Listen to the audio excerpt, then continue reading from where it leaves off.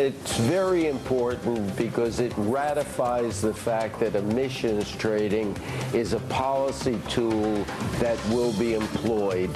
While the goal looks lofty, if we take a look at the experience with acid rain, it took 20 years and we cut it by 50%. So it's in line with other public policy programs. Chicago Climate Exchange's Richard Sander on word that for the first time, the G8 nations backed an 80% cut in greenhouse gases by industrial countries by 2050. Pavel Molchanov is energy analyst over at Raymond James. He says that G8 announcement is watered down and meaningless. He joins us now from Charlotte, North Carolina. Pavel, good to have you on with us. So why is it watered down and meaningless? 80% seems like a pretty big cut. It is a big cut, but talking today about something that's not going to happen until 2050 is really within the investment horizon of any private sector business or even politicians for that matter. I think it's an example of governments kicking the can down the road.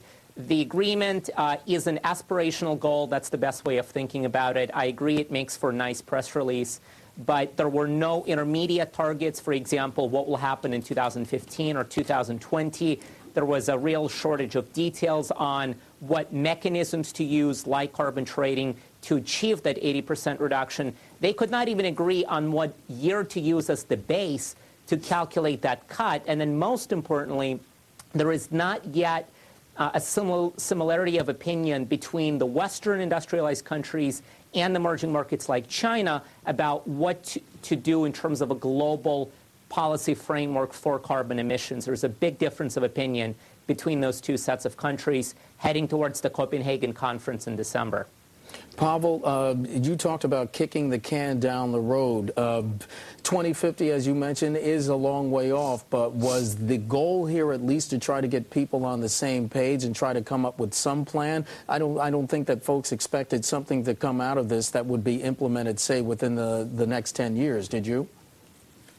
Well, the G8 obviously is not a policy-making body. It's a group of countries that come together every year and essentially hold a summit, and then there is some nice rhetoric that comes out on a lot of issues, not just climate change. So I agree with you. Expectations were not unreasonably high to begin with. The real thing to watch is not the G8 statement, but what happens at the Copenhagen Climate Change Conference in December. That's where tangible decisions are going to be made, hopefully, to advance this issue going forward with a treaty that comes out with binding targets for at least the industrialized countries, and we'll see what happens in terms of participation by China and India. All right, so Pavel, that's a bigger deal. Do you expect something more tangible to really come out of that conference?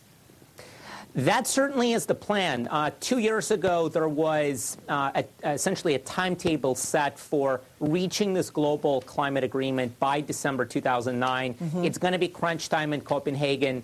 Certainly, there are disagreements today, and this could be one of those things which doesn't get resolved until the 11th hour, right. December 31st, 2009. And Pavel, what about apparently coming out of the conference today, there was a delay in that wider goal for a 50% reduction. That a setback for the industrialized nations? The main concern for the West is to bring countries like China and India on board, who, of course, are claiming, not unreasonably perhaps, that they consume far less energy and therefore emit less carbon per capita than the industrialized world. So they're arguing, why should they sacrifice when they're already emitting 10 or 20% of what the Western countries are doing on a per capita basis? But the reality is that politically for Washington or London or Tokyo to sign up to an agreement that essentially limits their carbon consumption, but does not impose any restrictions on China and India is going to be very, very difficult indeed. Pavel Molchanov, energy analyst at Raymond James, joining us this morning. Pavel, thanks.